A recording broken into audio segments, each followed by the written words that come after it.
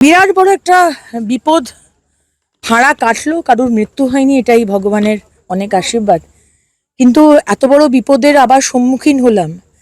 এই যে পিএইচির যে পাইপ, জলের সাপ্লাই 4টে ব্লকে জল দেয়, জামুরিয়া, রানীগঞ্জ, আসানসোল, আর আসানসোলে আরেকটা ব্লক। প্রায় 52টা গ্রামেই জল যায়। আজকে কারোর মৃত্যু হয়নি, ব্রিজটা ভেঙে গেছে, সামনের দিকের পাইপটা ভেসে গেছে, কিন্তু আগামী দিনে মানুষ জল পাবে কি করে? কতদিন জল পাবে না? কতদিনে এটা ঠিক হবে? এটা তো কমপ্লিটলি ম্যানমেড ডিজাস্টার। আজকে এই ব্রিজের কোনো রক্ষণাবেক্ষণ হয়, কোনো মেনটেনেন্স হয়? আমরা দেখেছিলাম কলকাতায় পোস্তা ব্রিজ ভেঙে পড়েছিল, নতুন ব্রিজ।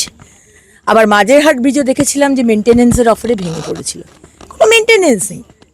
চুরি করে করে দামোদরকে শেষ করে দিয়েছে, বালি চুরি করে। বালি যদি চুরি হয় তো সে তো আলগা হয়ে যাবে। আমার তো লাগছে যে আরো আরো কিছু ব্রিজ আবার ভেঙে না যায়, যা অবস্থা রয়েছে।